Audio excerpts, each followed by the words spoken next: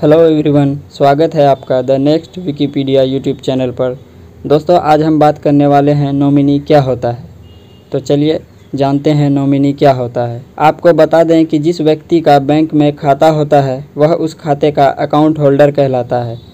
तो अगर account holder की किसी कारण अचानक मौत हो जाए तो उसका जितना भी पैसा बैंक अकाउंट में होता है वह उसके नॉमिनी को दिया जाता है।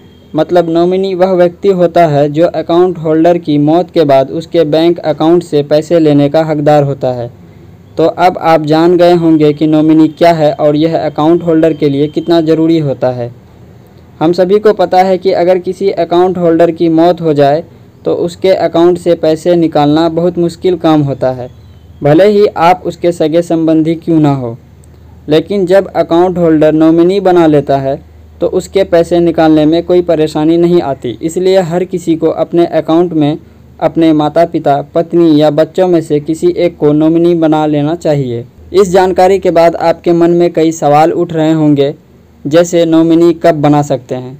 तो आपको बता दें कि जब आप बैंक में अकाउंट खुलवाते हैं तो आपसे नॉमिनी बनाने के लिए भी पूछा जाता है।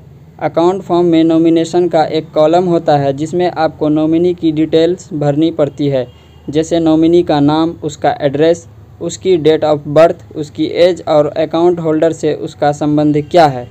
अकाउंट होल्डर नॉमिनी किसी को भी बना सकता है। इनमें माता पिता, पत्नी, बच्चे और दोस्त भी शामिल है। अगर आपने अकाउंट ओपनिंग करते समय नॉमिनी नहीं बनाया है तो आप बाद में भी किसी को नॉमिनी बना सकते हैं। इसके लिए आपको बैंक जाना होगा और एक नॉमिनेशन का फॉर्म भरकर बैंक में जमा करना होगा। इस तरह आपका बाद में भी नॉमिनी बन सकता है।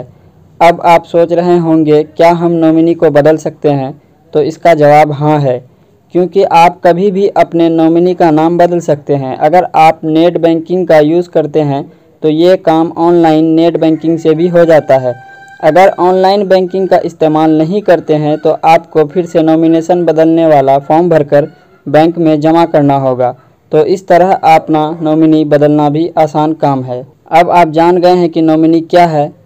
यहाँ आपको एक और बात बता दें कि आप एक से अधिक नॉमिनी बना सकते हैं, क्योंकि बैंक आपसे ये भी पूछता है कि आप अपनी सेविंग्स का कितना प्रतिशत हिस्सा नॉमिनी को देना चाहते हैं।